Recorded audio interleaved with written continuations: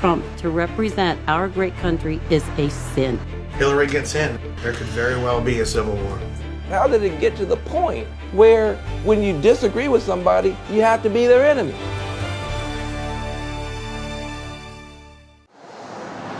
Yesterday evening, Sarah was trying to play Frankenstein and try to make the perfect candidate.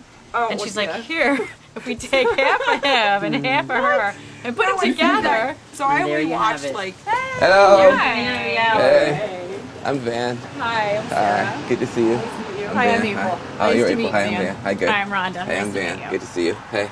Nice to meet you. I'm Sally. I was stunned that we had this idea. Let's go to Gettysburg. And it turned out Donald Trump had the same idea. Did you guys go to the speech at all? Do you know anybody that went? So it was hard to listen to. Just to listen to all the bashing that he does before he can get to his points. But his points are not bad points. I don't think the way he talks about those issues is in a positive way, though. I think he's inciting division in this country. I think he is expressing what a lot of Americans think and say personally in their own homes. What is it like being a parent, having a strong opinion, but at the same time looking at an election like this? How are you dealing with it as a mom, as a Republican mom? My daughter knows that I do not like either candidate, but she also knows that when it comes down to it, I'm going to vote for the one who's going to do the least damage. Mm-hmm. And in your mind, that's probably Donald Trump at this point. Yes, Yeah. it is. I'm still wavering between Johnson and Trump, but never Hillary. Why never Hillary? I was in the military for 8 years, served under Clinton. I will never vote for a Clinton. He cut our military, ended dental care in the military, outsourced it, lost my job.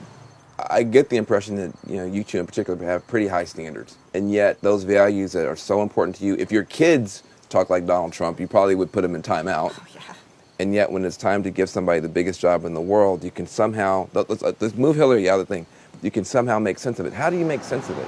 Honestly, I don't think any of us sitting here are happy with the candidates that we are stuck with.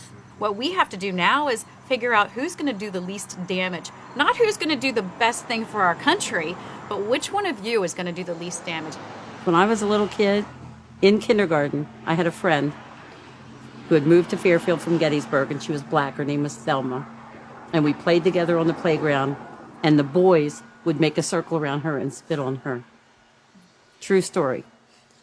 And I went home from school and talked to my dad, and I said, Daddy, why do you think they're doing that to Thelma? And my dad put me up on his knee, and he said, I don't know why, honey. People are mean, but you be Thelma's friend. And to allow somebody like Trump to talk about women and minorities, no matter whether you say he's the lesser of two evils or not, to allow a man like that to represent our great country is a sin and a crime. Absolutely. I don't want my kids to look at that man on TV and know that he leads our country. What I will say is that no matter what the candidate says, it's really about what they do. Sorry, I don't care what other good qualities he has. He is nasty. I'm having faith that buried beneath all this crap that he's saying, that he spews out of his mouth, that's not really who he is. But I do know who Hillary is. I know that, and I will not vote for her. Okay. As far as the leap of faith, you can apply any of those things you said, Rhonda, to Hillary. And the leap of faith has to be the same. Our children's school board president was a racist bigot, and we, all of us, collected 600 signatures, Democrats, Republicans, to get him to leave, that we didn't want him near our children or in our schools. And so I have a hard time right now. Even these guys, I'm like, what are you doing? Like, we ran him to another state, thank goodness. But Donald Trump's the same. So now it wasn't good enough to be our school board president, but we're going to have this guy be our commander-in-chief? That is not okay to me. I'll tell you why. No, because Hillary Clinton is about the most corrupt politician to ever step foot in the White House as far as I'm concerned. I wouldn't be surprised if when she's in office, she gets indicted because she's done so much. I am curious, though.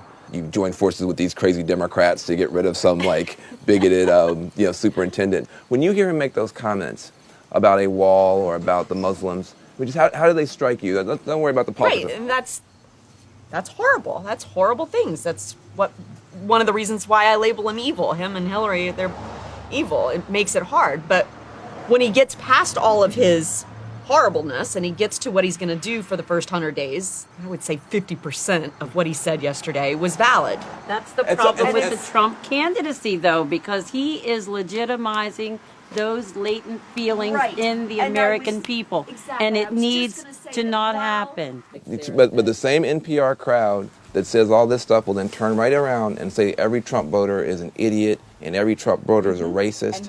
But see, okay, you're putting words in my mouth that I didn't say. No, I'm asking you to. Because I would never look at April and Rhonda and say that. I don't believe that. I believe they're wonderful people.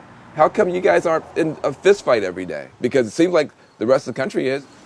Did you drive through this town? Yes. Did you find a traffic light? No. No, we're little. We are very little. And we have a little school.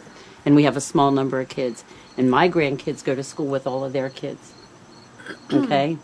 And that's what matters. And we all play sports. In the and end, I'm their coach. In the end. So they better do what I say. Yeah. In the end, that's what matters. Well, we see each other every day. We pass each other, and we have respect for each other. People make judgments about people because, people always say to me, "Oh, you're a liberal," and I'm like, "I'm a liberal, and I have a carry permit, and I hunt deer."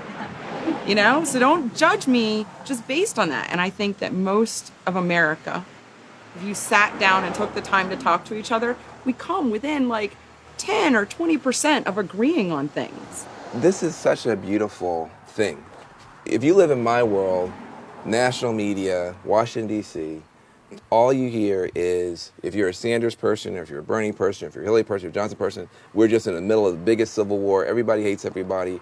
Nobody's ever going to get along. America's over. It's all done. And then, you guys haven't agreed on one thing. And yet, literally, I'm waiting for you guys to agree about. We do agree. You got a few points. But I just want to just honor and to respect that you're actually modeling something in Gettysburg.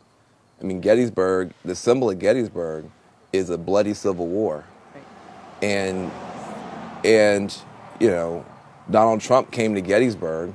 In some ways, to me, it felt like maybe trying to start the next civil war. But you get to Gettysburg, and people actually find a way to get along. I think that's very hopeful. I don't think America knows that. I don't.